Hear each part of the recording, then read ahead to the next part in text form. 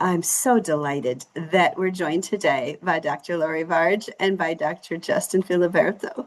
Um, they are, so Laurie is at NASA Jet Propulsion Laboratory as one of the senior research scientists in astrobiology. Dr. Barge studies the emergence of life, ways to study life elsewhere, and is interested in all worlds where the rock and water interactions might have occurred, including early Earth, early Mars, and ocean worlds. Dr. Barge co-leads the JPL Origins and Habitability Laboratory and is the high-rise investigation scientist for NASA's Mars Reconnaissance Orbiter and a participating scientist on Mars Science Lab. Dr. Justin Filiberto is our deputy chief at the ARES, Astromaterials Research and Exploration Science at NASA Johnson Space Center. Dr. Filiberto's research topics include investigating planetary volatile budgets with implications for habitability, magma genesis conditions in planetary interiors, and terrestrial analogs for planetary exploration. Dr. Filiberto is a science team member and a co-investigator for the Deep Atmosphere Venus Investigation of Noble Gases, Chemistry, and Imaging, the Da Vinci probe mission to Venus. So I'm going to go ahead and let us have a good view now of our presenters. And everyone is welcome to enter your questions either in the chat or in the Q&A, whichever works best for you. We had one more share here about mentors that encouraged guidance on pursuing curiosity and research to thesis conferences and NASA challenges. So wonderful, wonderful. Dr. Laurie Barge, would you care to go first? Share just a tiny bit about how mentors have supported you and why mentorship is important in your thoughts. Sure. So I am now a mid-career, so like almost 20 years out of PhD. And so mentors have been very important for my whole career at this point. I had mentors in undergrad who were professors who advised on like that academic journey and also the journey into grad school, which departments are good, how to apply, the application process, what is a PhD, how to find good advisors, all that. And then I had internships throughout the way. So sometimes throughout school or in between degrees, I would have an internship, and those had mentors and advisors as well who would advise on careers in that area or that institute. And then in grad school, I had mentors who were in my department and also from other places in, I say, professional societies and other things like that. And they advised on like career paths, how to publish, how to get, what are grants? What is that about? Like postdocs and how does that work? And networking to get postdocs. And then, of course, in my postdocs, I had mentors who were my advisors, but also other mentors that were colleagues from various places, like the institutes where my grants came from, or other collaborator labs that we worked with. And then now, even in a real job, you still have mentors. So in my institute, there's a mentoring program formally, and many institutes have that. I have different spheres of my own work, like mission work, research, management, and so on. And for each of those, I solicit and cultivate mentors in these areas. I sort of view it as I have a brain trust of people, and I try to keep it full of good people with different skills that fill all the needs I have. And so, as a mentor to my mentees, I try to fill the needs that I can fill for them, but understanding that, of course, I'm not their only mentor. Thank you. Thank you so much. Dr. Justin Filiberto, same question for you. Yeah, I think Laurie answered that really well. It's really important to have mentors at every step of your career and make sure that you have mentors for all aspects of your career and where you're going. I was not a geologist. I was not a planetary scientist when I started my undergraduate degree. I was a marine biologist, and it was because of professors and mentors helped shape me into originally geology, marine geology, and then into volcanoes. And I went to grad school and again shifted because of mentors and people I was working with towards planetary geology. So my career has been impacted every step of the way. I still, like Laurie, I'm a senior scientist, so I'm hitting my 20-year past PhD mark in weeks. So, but even at this stage in my career, I still have mentors to talk through problems, to talk about, okay, this isn't necessarily my last step and my last job. So where am I going and how do I help my people and what experience do you have? And so learning from them as well. Thank you both so much.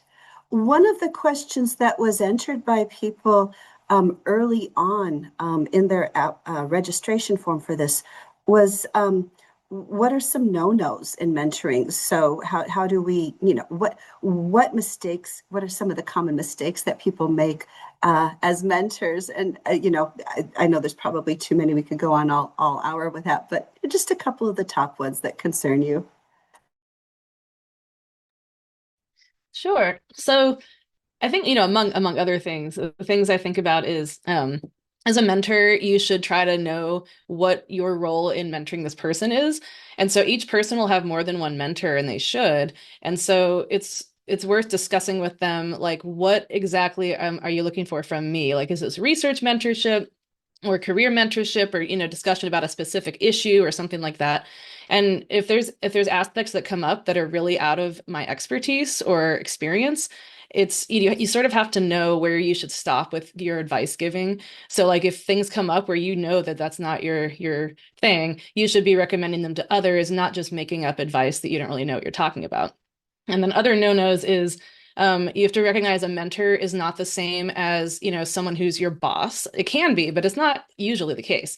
And so it can be common to feel really invested in your mentees' careers and choices, but at the same time, you can't push them. So it's one thing to give guidance and options and information, but your role is not to force them to choose what you want them to choose.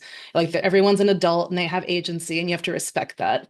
And then I think also it's important to, of course, you want to have boundaries. I mean, there's a level of boundaries and how involved should you be and everything.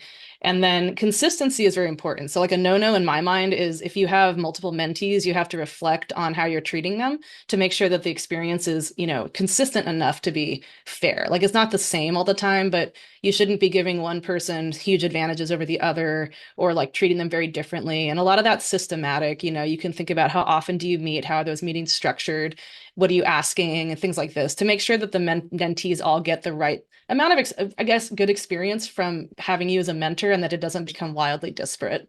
So that's some things that come to mind. Thank you. Thank you. Yeah, to add to that, some of the things I go into with mentoring is uh, listening to listen. So I want to make sure I understand what is going on with my mentee, where they're at. I don't want to assume anything, and I don't want to put my experience onto them. Everyone has different career paths, everyone has different interests, everyone has different needs. And so just sitting and listening and listen, not to respond, is so important. And I know with some of my mentees, sometimes I will listen to listen and then spend 30 seconds or even a minute just processing what they said and just sitting with silence to understand, so that way you're not just giving feedback and advice and information back to them where you haven't processed where they are and what they're actually looking for. As Laurie said, every mentee needs different things and they're looking for different things with different mentors. And so understanding where that is and understanding where you can either relate or not is really important. Thank you. Thank you so much. Great points. So that same person also wanted to know if you have any ideas about ways that mentoring might differ between different cultures or countries. And of course, you can only represent you, but how, when you are mentoring somebody, how do you change that depending on who they are and where they're from?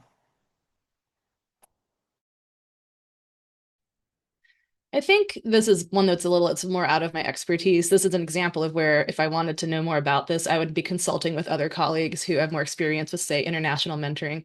But I think that for for any mentee, not just from other countries, like you have to understand what they need. So personally, I have a system where in the first meeting, it's more structured, and I ask certain questions to get certain information, like what are your goals? What are the goals you want my help with versus that you don't necessarily want me to get involved in?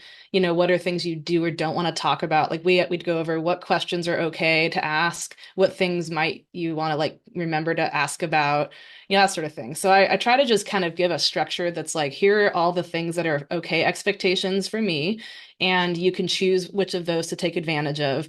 And that way it's not like on them to think of asking the thing. That way you tell them it's a thing you could ask, because some people don't know that or they're afraid to ask. And then beyond that, it's honestly up to them. And so I try to let mentees have a self-directed relationship and kind of reach the level of comfort that they want to have with me. I don't think that's my place to really dictate that. Thank Yeah, you.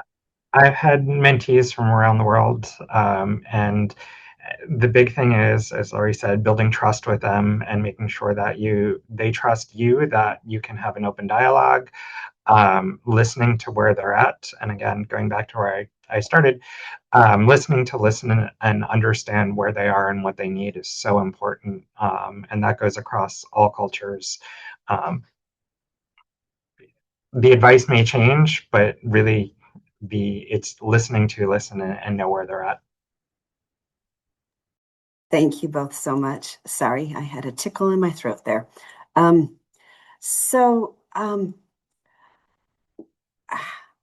some of our participants today and some people who are interested in this topic are graduate students, and they're thinking about applying it both when they're a mentor, but also with their mentors, and for the future. And so, one of the questions that was interesting is how to apply these ideas and this when choosing their thesis committee. Any suggestions there?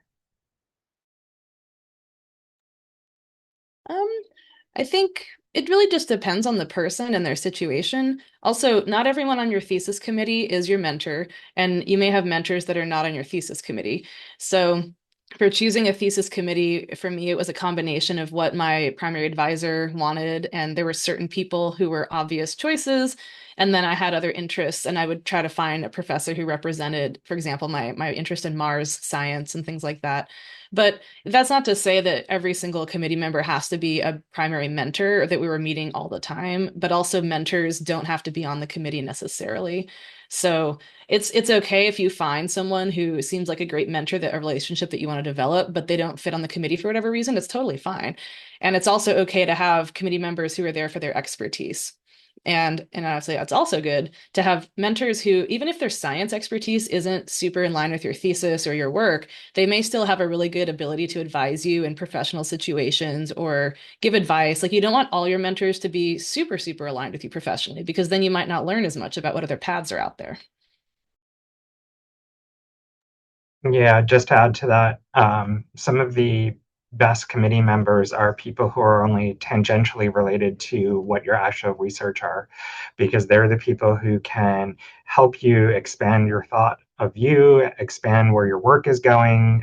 Sometimes they find holes in your research before you do, or before it gets to defense or trying to publish it. And so, um, making sure that you've got broad expertise is really important. But it goes back to the also, you want to make sure you have people that you can trust their opinions and that your advisor trusts their opinions as well. You don't want someone on the committee who may be the world's expert in this, but you don't trust them, your advisor doesn't trust them. That's not going to go well for your defense either. Thank you. Thank you. Um, so, how uh, if someone has a student that they're mentoring who seems unable to integrate the suggestions of the mentor in their work, they're moving too fast. They're not being malicious. They're just moving too fast, and they're not able to integrate suggestions. Um, any suggestions on how to best support the student as a mentor? Well, I think sometimes it depends on what your relationship is to this person, because not every person who's your mentee it may not be your role to get involved in the details of their research, for example.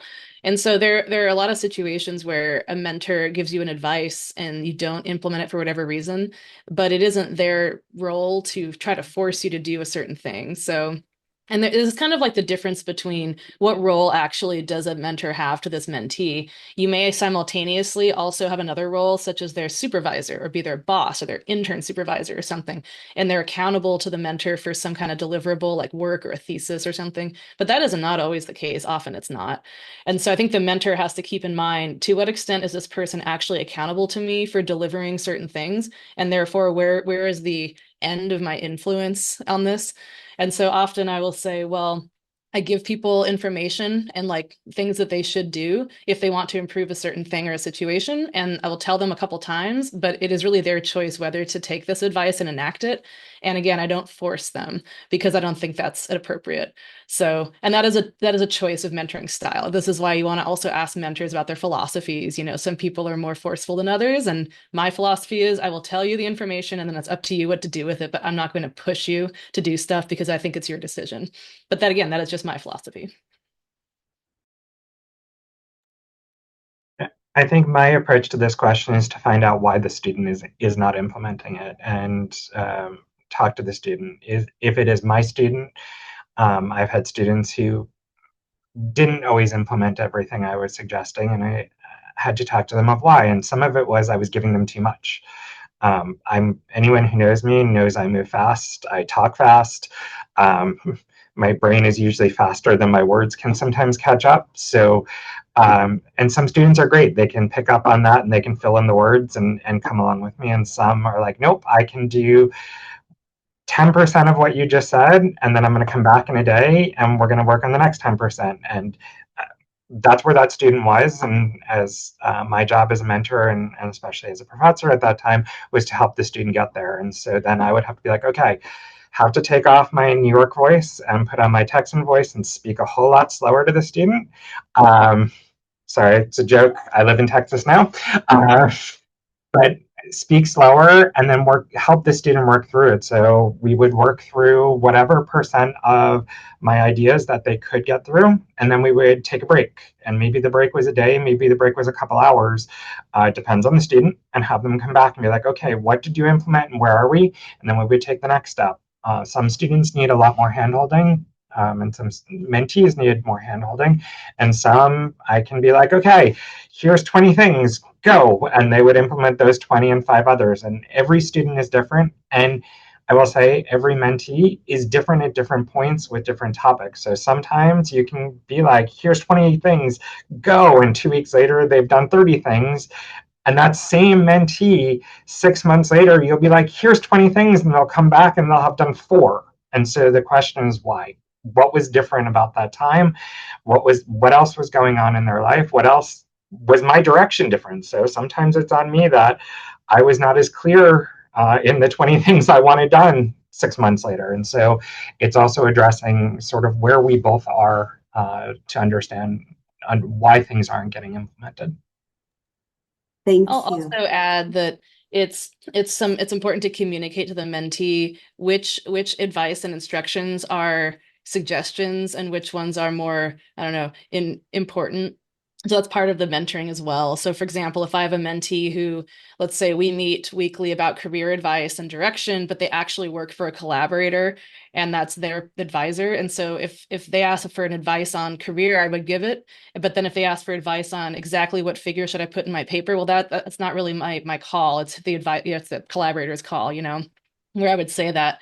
But let's say that it's my own mentee, my student or postdoc working in my lab. I might give them a career advice, like, I think you should apply for this job, but that is a suggestion. That's not my place to force them to do it.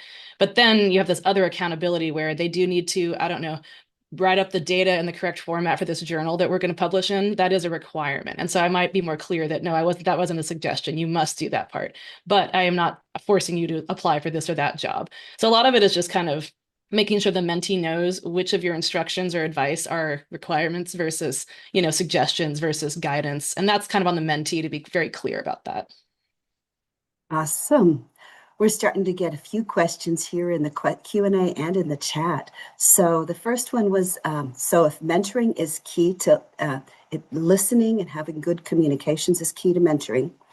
But is all of that tailored specifically to a person-centric? And how does this include, what do you do in terms of mental health first aid in current times in relationship to all of this, if you do anything?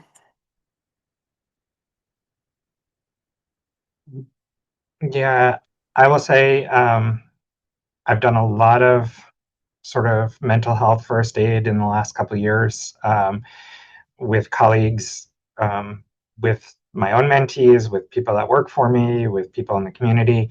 Um, the biggest thing is just listening, is listening to where they are, how they're feeling, believe what they're feeling because it is their feelings and where they're at, and make sure that they feel heard.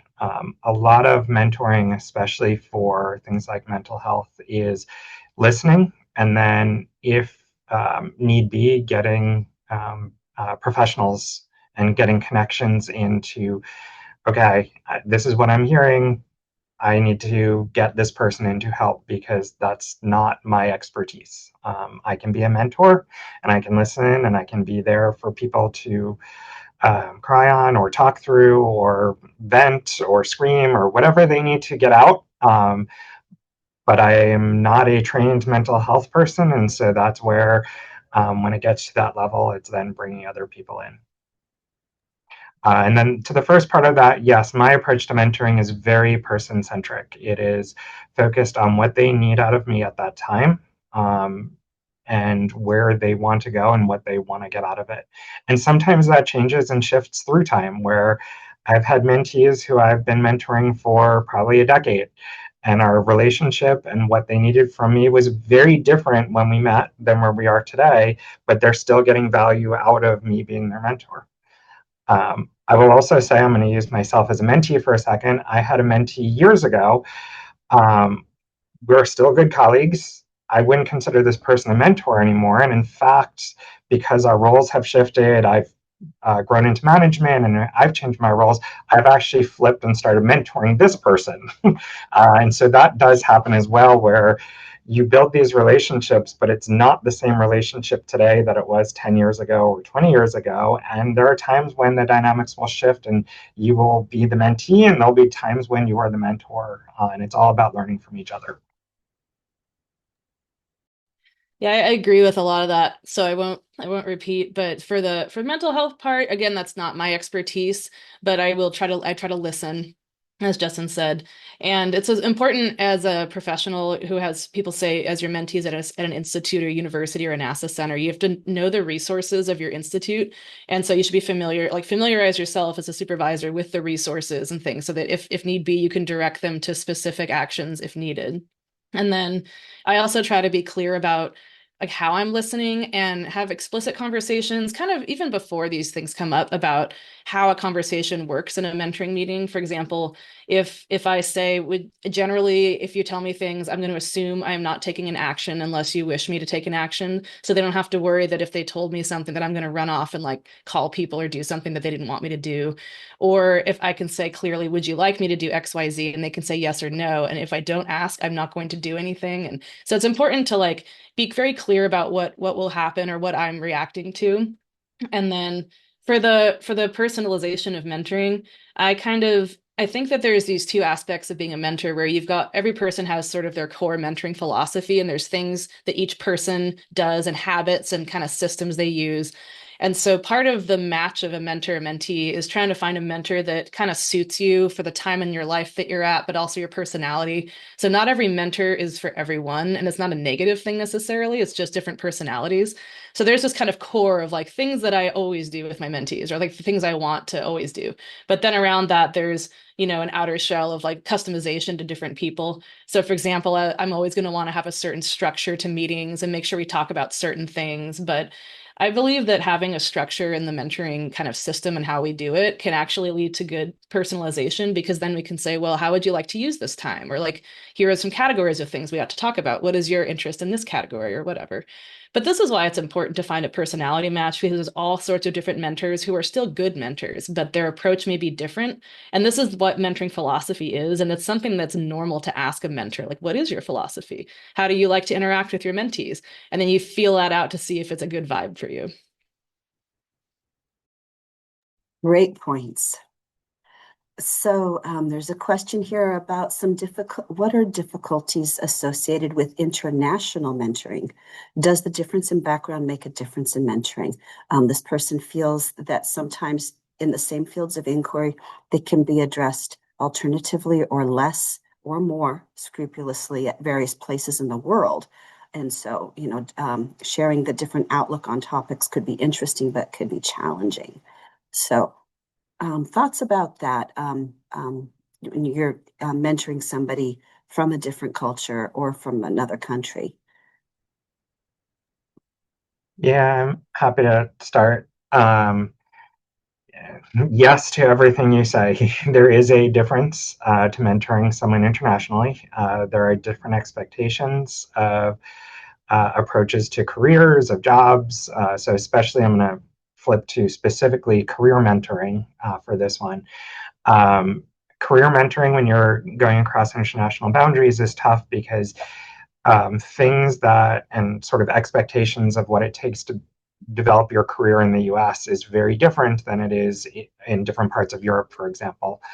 Um, so when I do mentor someone internationally, again, I still go back to the listening to them, where they're at, what do they want to learn. I can't always mentor them of, yes, do X, Y, and Z, and this will help your application or help your get a professorship, for example, but I can still help mentor them of, okay, you want to write better proposals. Well, I know your proposal style is different than the US, but I can still help mentor you in approach to proposal writing, or you're having issues with students. How do you address that? That's personnel issues. That's the same or very similar mentoring to what I do in the US. So again, it's listening to where they're at, listening to where they want to get to, trying to understand what the differences are in the boundaries, because the boundaries are different. Even within the US, if you're in academia versus at a federal agency versus soft money, those are all different boundaries of career ladders. And so it's listening to what the problems are and trying to help figure out and help them get over those boundaries.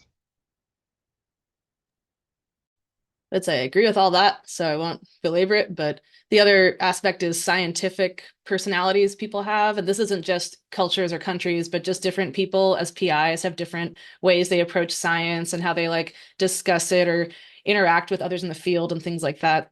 And so, yeah, that's also part of the personality match of a mentor mentee is like, yes, you may be an expert at this field, but what is your view of how research should be done, and kind of the view of the literature and how the conversation is in the community and how things should be in the field. That sort of stuff is also very important. And so that's why it's, I think, important to have conversations with a prospective mentor, not just about their work and their research, but about how they view just being, let's say, a chemist in general, and what are the important ways to proceed, and how do you care about issues, and how do you interact with other dissenting viewpoints. And that sort of stuff can tell you a lot about a person and whether it would be a good match. Thank you. So the next question from the Q&A, I had to read a couple times, and so what suggestions do you have for somebody who would like someone to be their mentor? They want to develop a better connection to the person, and they want that person to be a mentor for them. There isn't a need for that person to be a mentor. There's no expectation. And it might feel like asking too much from them to ask them to be a mentor. They've got a lot of things going on, but you feel like you would like this person to be a mentor. What suggestions do you have for someone who's wants to ask someone to be their mentor, but is concerned about asking too much? Well, I always like to ask when someone approaches me to be their mentor, I like to first ask, and why did you pick me? And, in a friendly way, like, what was it that led you to think of me in the first place or find me at all? And why is it that you approached me? Because I think that's a very revealing question about what it is that's important to them. So it might be that, oh, well, my advisor said I should talk to you. Or maybe it's, I was really looking for like a female mentor in my field. Or maybe it's, I wanted to talk to someone who works for NASA or on whatever topic or something. And so that kind of can really reveal. So if they say, for example, I really wanted to talk to someone who works on Mars science, I would say, oh, so is it that like what would you like to get out of our mentoring relationship? And is it that you want to get into Mars science? Do you want to learn about a new field? Do you want introductions to people?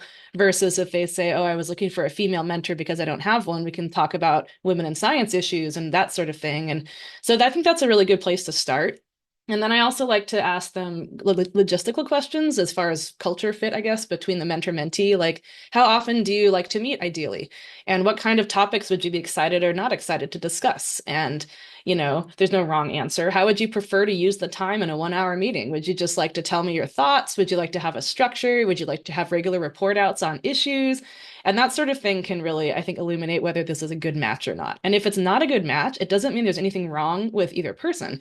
It's just sometimes that this is not the good partnership that you want.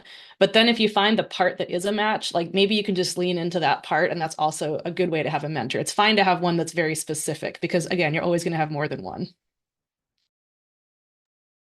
Yeah, yes to everything Laurie said. And just to add to that, when you're approaching a mentor, think about why you're approaching them. And I would even put that in the ask. I asked for someone on center to be my mentor a couple months ago. And it was for one specific thing of help me with this. And so I said, hey, and I actually did it by email and said, hey, would you be willing to be my mentor? I'm looking for help with this. And their answer was yes. How often do you want to meet? And in what context? Just like Laurie said. And it was, yes, let's meet monthly for now and see if that works. And we can always adjust the cadence. And it's off we went, and it's going great. So if you put some of that, like why you're looking for this mentor, even in the ask, that helps the mentor adjust to, do I have the bandwidth? Do I have the expertise? What is being asked of me? Because then it's a lot easier for a mentor to say yes or no. Sometimes at NASA, we have a mentor program where they actually match people by algorithm. And so when you walk into a meeting, but they also don't tell you how you match by algorithm. So you walk into a meeting with a new mentor or a new mentee, and you have no idea why. And so that's actually a lot of what Laurie said was the first meeting is, okay, what drew us together to get us here, and what are you looking for out of it, and what can I help you with? And so that's a sort of a different one where you're actually paired, but even in planetary science, we have mentors that get assigned. And so that should be your going in of what's the ask? What are you looking for? What are you as a mentee looking to get out of it? And as a mentor, when you're signing up to be a mentor, what can you bring to it? So it goes both ways that the mentee should have that mentality and the mentor should as well. Thank you both. And one more point along that question that you both just answered. Have either of you ever been upset, irritated, or offended if somebody asked you to be their mentor? Is that ever, you shouldn't have asked me? No, in fact, I'd say it's always very flattering.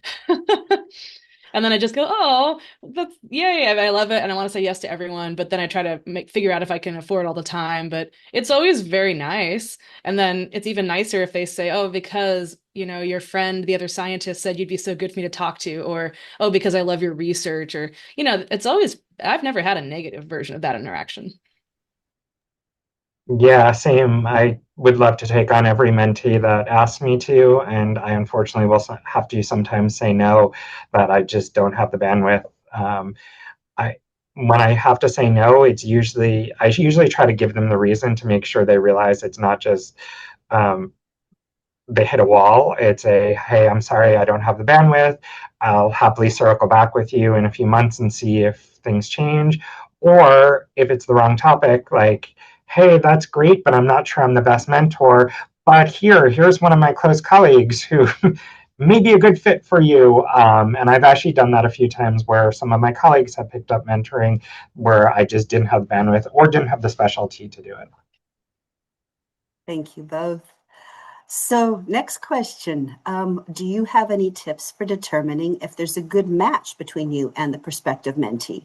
Are there particular questions that you ask to help understand if your philosophies are complementary? So, this person is just starting out being a mentor rather than a mentee. I was going to say just, and there's no such thing as just a mentee or just a mentor, and many people are both, and don't know have that good feel yet, that instinct about how to know if it's going to be a good fit. Well, I think I already answered a lot of this, so most of that applies. But again, it's why did you approach me as a mentor? That's very illuminating. And then I always say, what are if we agree, it's what are your expectations? And then I always have my expectations, and then we try to, understand each other there.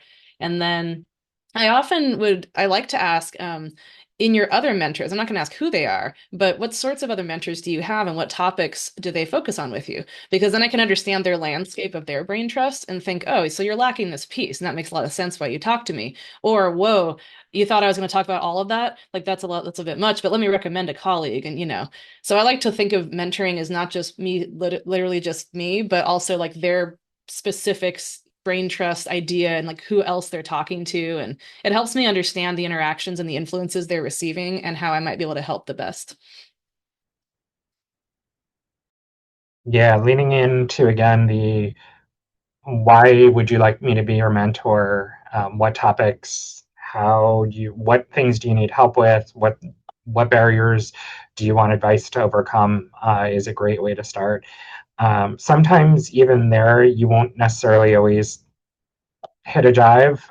Sometimes it's just personality, and you won't figure that out for a little while. And sometimes personality can be overcome, where eventually you do build a trusting relationship together. There are times when no matter what you do, you can't overcome that. And even if you've got the greatest advice, that person just doesn't take the advice the way you're giving it, or doesn't want it that way, or whatever other aspect, and it doesn't work out. So sometimes it is good to look back after a couple mentor mentee sessions and be like, okay, are you getting, I've asked my mentees, sorry, are you getting information out of this? Is this working for you? Do you want to shift the cadence? Do you want to shift the style? I have a very different approach than Laurie. I am very much more open to whatever they bring that day. Let's go. I don't necessarily have a structure to my mentor mentee meetings.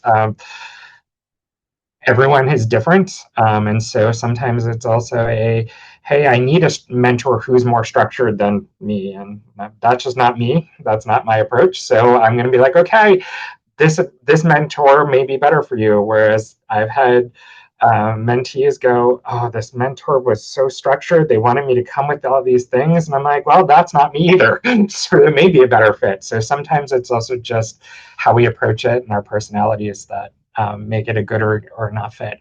But as a mentor, that's something you can ask your mentee after a few sessions. Is this working? Do you want to increase the cadence, decrease the cadence? Do you want a different approach?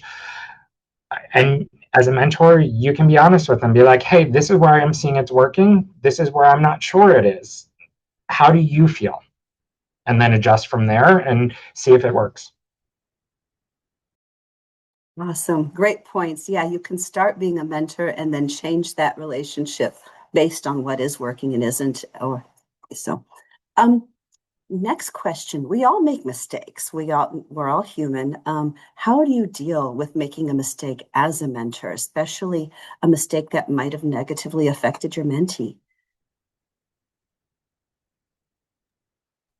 Well, I would say it depends on what the mistake is, the nature and severity of it, but of course you try to learn from it. So in the bigger picture, you spend a lot of time thinking about why this occurred and could it be preventable in the future?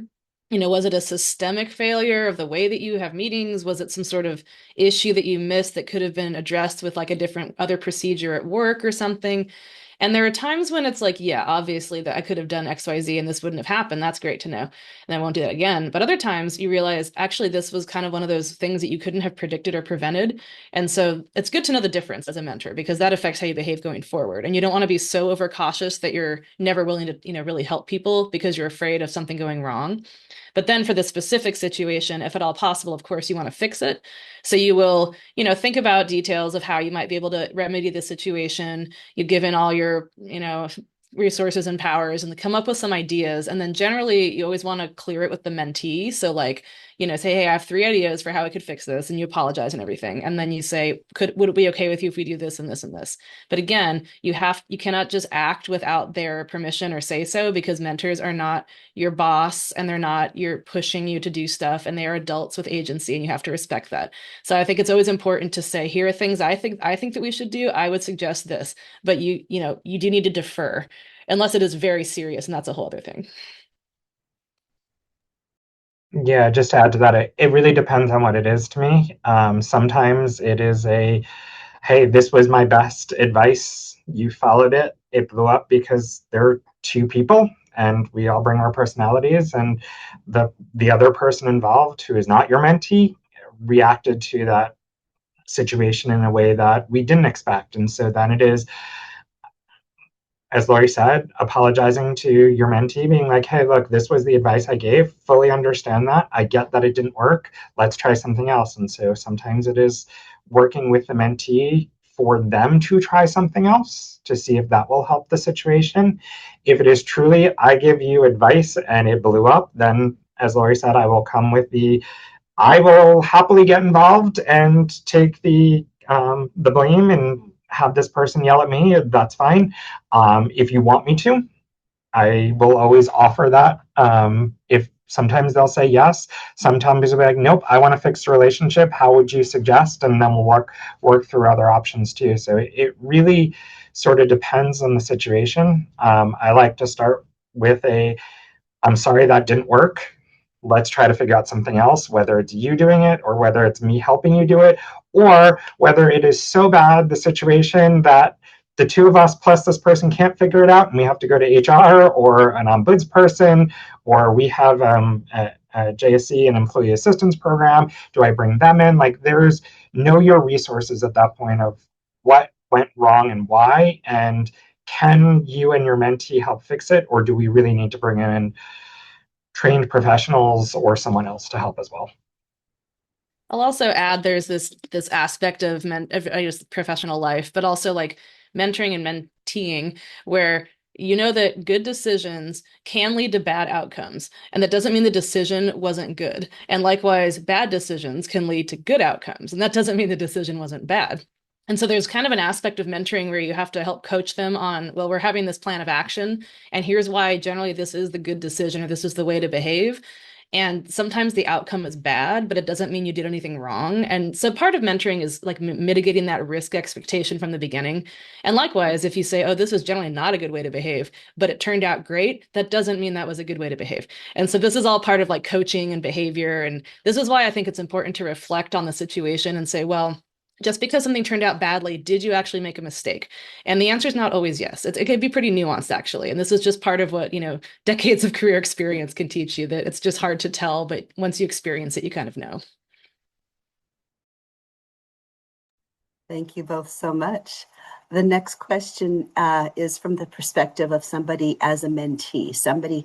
How can someone be a better mentee? Like, what do mentors value and what makes a good impression on them, both the first impression and the sustaining long-term good impression of a mentoring relationship? So how can somebody who would like to be a mentee be a better one? I think it's one of the main things that I always am impressed by is when mentees show good follow through, like they're paying attention. So, I mean, I always notice in meetings when they're taking notes and they're really listening to what I'm saying and they write it down. And importantly, I've noticed this with my mentees, but also with me as a mentee to my mentors, the importance of follow through. So if you have some discussion where you say, oh, you should really read this article, or like you're going to email this person, right? Or something like that, you should actually go do that. And then the next meeting, you say, oh, yeah, so I emailed that person and we had that meeting, or I set it up, but we haven't had it yet. But if they say, so how did it go? Oh, I didn't even bother. Well, that's not the best look.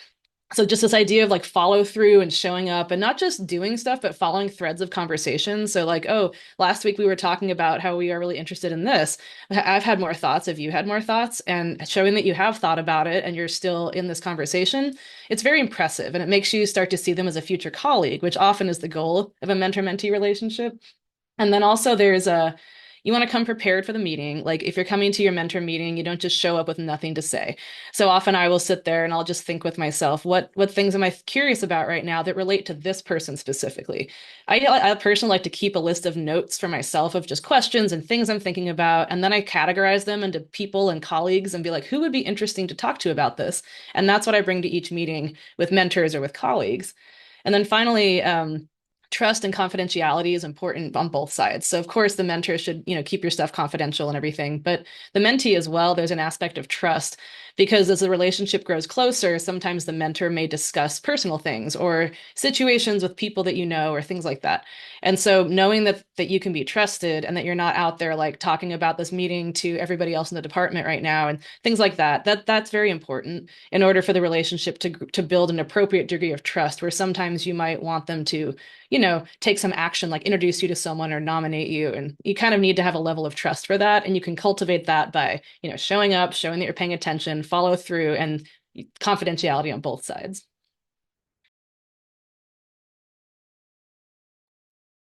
I agree with what Laurie said. Just to add to it, the one aspect of your question, which is the first impression, is come prepared. So when you're approaching a mentor, know who they are, what they do, where they're at, and importantly, why you're approaching them for mentoring, because that is so important to building a good working relationship with this mentor of why it is it. And sometimes it is just a, hey, my friend thought it would be good, or my colleague thought it would be good for me to approach you, because that's okay. I've had that many times. Even that, just dropping someone's name helps. We all know everyone in our community. No, it makes a connection of, okay, that probably means this, and I can also go text that person and ask them why they sent me. Like, it just helps build that relationship. So being prepared, even at your first meeting, of what is the ask, why you're approaching, it sets the tone for the rest of the relationship. If you walk in going, hey, I need a mentor and I think you might be good, your relationship isn't going to be as deep or as probably as impactful as it could be if you walk up to someone and say, hey, I really need career advice. I hear you're great at helping people figure out their career path. I know you've had a weird career path, so let's talk career paths. And yes, I've had someone come up to me many times with that one. That's why I always use that. But that's a really good, because then it puts the mentor in a, okay, this is where we're going and why. The other thing this reminded me of, what Justin was saying, was to be inquisitive as a mentee. So have the attitude of curiosity rather than assuming things about your mentor is very important. So sometimes if you have a meeting and the mentee says, well, so you did this or that in your career, and that's because blah, blah, blah. And you go, well, it's a shame you just didn't ask why, because there's an interesting point here that would have really educated you. So instead, always ask the question and say, so why did you do this? Or why do you think this is the way it is? Or why does this institute act this way? Or and it's okay to not know answers, and that's what mentoring is for. And so I always really respect when a mentee shows up with an attitude of curiosity and asking, why is this way? Why did people do that thing? And then I can really explain it. Oftentimes as a mentor, you feel like you're in a conversation where you've got just this perfect nugget of information if only they would ask. And so I love being asked questions, and I think that's true for a lot of mentors I know. So I believe those are all the questions we've received. What are some strategies that you think are important for mentors that you haven't had the chance, because we haven't asked the question yet, that you haven't had the chance to share? Are there strategies to being a good mentor that you would like to share? A broad question. Might require a little bit of thought. I don't know if it's a strategy per se, but an important thing that took me years to understand about this career is that mentoring is not just about having someone above you or older or more important. There's also mentoring with your peers and also the people just a few years above or below you. So there's this idea sometimes that your mentor is a very important person and that they're like very much older and senior to you. And that's true, but that's not most of the time. And so a lot of the times my mentor or my mentee or someone, it's a colleague roughly my age or my career stage, but the age or the career age difference between us is not the point. It's the experience difference in a particular area. And so that's very important to think about. So like which, people of my own career stage could I get mentored by in, say, doing a type of work that I have no experience in, or like, I don't know, working with industry, which I don't have much experience in, or this situation. So that this peer mentoring idea is a super important aspect of how we operate as scientists that I don't think was really expressed to me during the student phases. And I kind of realized it in my postdoc and beyond, but I think it's important to know about it now because also, while you're a student, all of these people, we all grow up and get jobs, and then you will know people in the field who are working at NASA or professors or whatever. And these peer mentors can stay with you for life. So it's really important to just, what do your student friends know that you don't know? What do your postdoc friends know that you don't know? And that's the other half of mentoring, which is peer mentoring. Thank you. Yeah, and just add to that is sometimes we look at the biggest names in our field or the people who have the highest titles. Sorry. And we think, oh, this person rose that high and I'm a postdoc. They'd be a great mentor because they've seen it all. And sure, they have, but they've sometimes seen it all 10 or 20, in my case, 20 years ago. And so they may not be the best mentor for you for that situation because what their career advice is based on what they went through, which is not necessarily what you're going through. And so I've seen this with people that are like, I'm going to go get mentored by this person. I'm like, well, you'd really be better off being mentored by someone who's like 5 to 7 years ahead of you because they just went through it and they can give you the advice of, oh, these are the bumps I went through and help you guide over those bumps. So sometimes the big names or the people with the big titles, they're great people and sometimes they are great mentors, but they're not always the people you want to seek out for specific things and for mentoring. Thank you both. So there's another question here. Do you think that do you think a mentor that is not an expert on my own specific research can still be a useful reference, like in a CV or application? Is it okay to list to your mentor as a reference, even if they're not involved with your own personal research right now? I would say absolutely. I do it all the time. In fact, most of the time, because a lot of times, if you're applying for, say, awards or you're going up for tenure or whatever, like it's not necessarily going to be allowed to even have your own close collaborator as that letter. And so most of the time when I have letters, it's colleagues who know me as a person. So we've interacted in professional settings like committees or missions or whatever. It's like they know how I interact and they know how I manage or something, and they have a passing familiarity with the work. Like they know roughly what I do. They might have read a paper or two, but we're not like working together. We're not co-authoring the paper or anything. So I'd say yes, in fact, you must. And I would collect your brain trust to make sure that you've got largely people who you don't directly do research with, and also at a variety of career stages. And also at different types of careers. So, I mean, it's even beyond just involvement in your research, but outside of your own institute, outside of your own agency, and that sort of thing. You need a broad swath of mentors, really, in my opinion, to get all the information that one needs, because there's so much information that we need to do science as a career.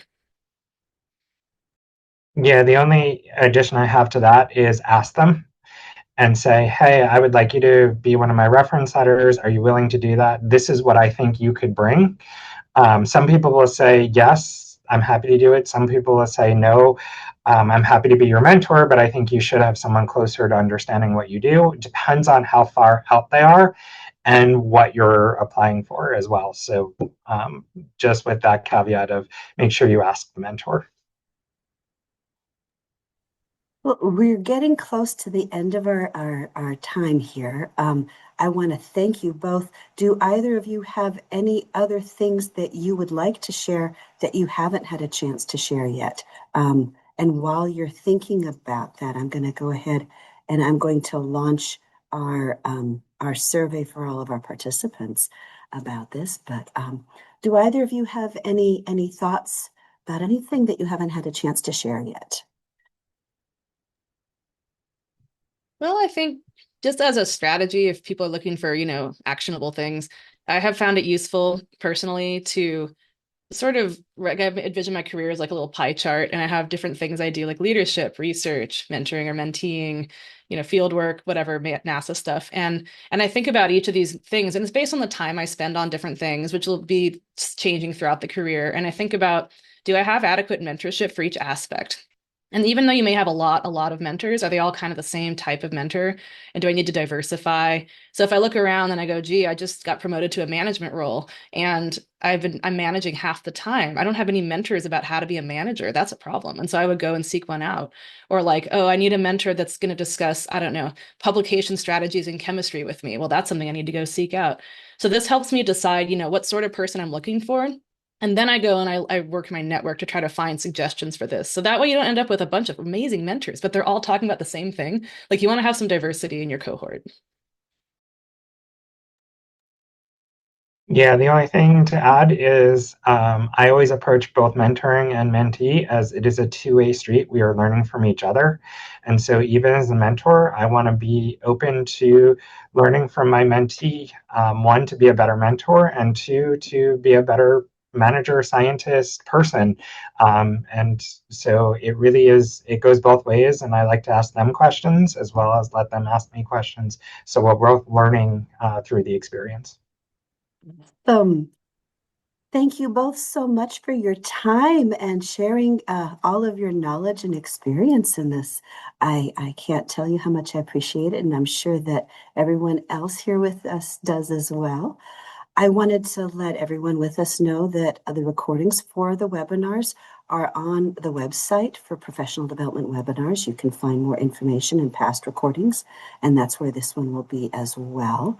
And that we also have another website with information for early careers and others, a career news basically on workshops, events, internships, fellowships, scholarships, awards, etc. So we hope you'll check it out.